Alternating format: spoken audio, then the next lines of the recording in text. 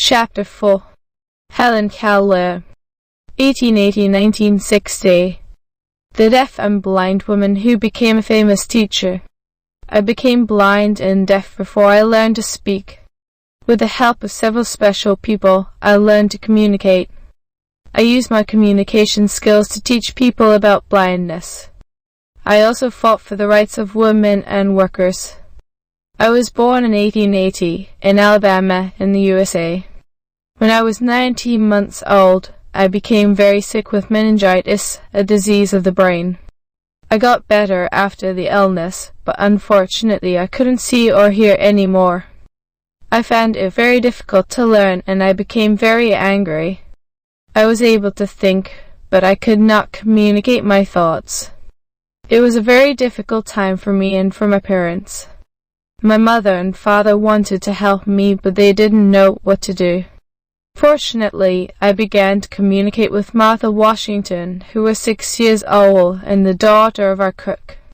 We created our own sign language when we played together. I enjoyed learning from Martha, but my mother realized that I needed professional help. In 1886, my mother learned about the work of Alexander Graham Bell, the inventor of the telephone. He was working on the problems of the deaf. Maybe he could help.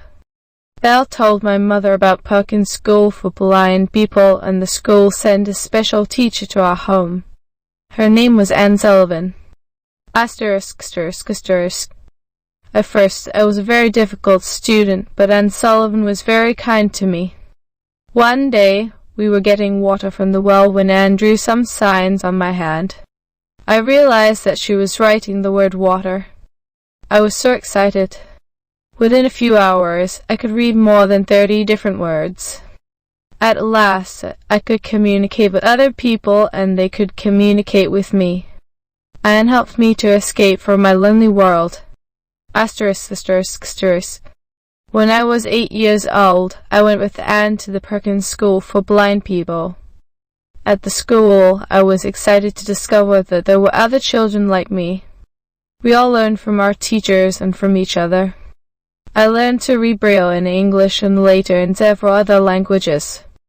In 1894, Anne took me to New York and I studied at several different schools for the blind and deaf.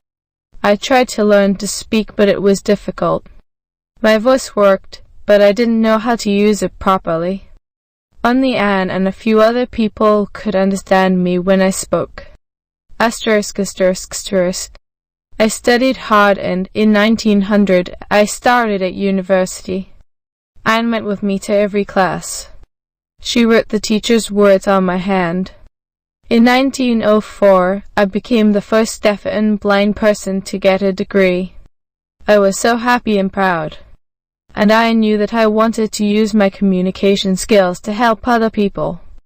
At first, I worked with organizations that fought for women's rights.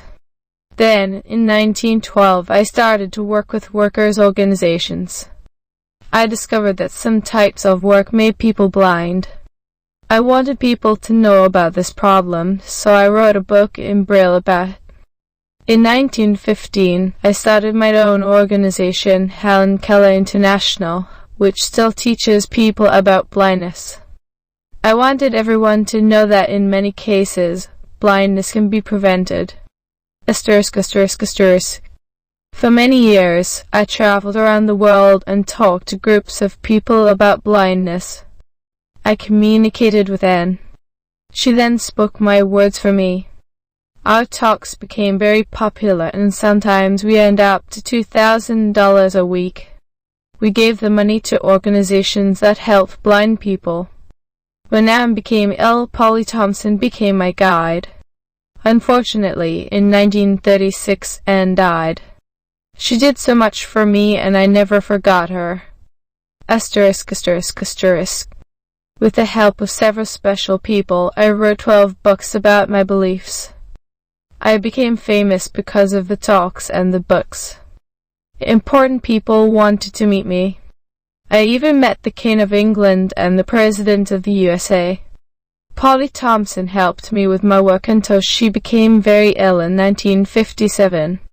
After that, Winnie Cobley became my guide and traveled with me to teach people about blindness.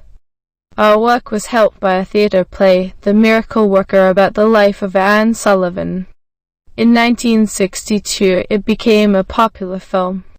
In 1964, I won an important award from the President of the USA for my work.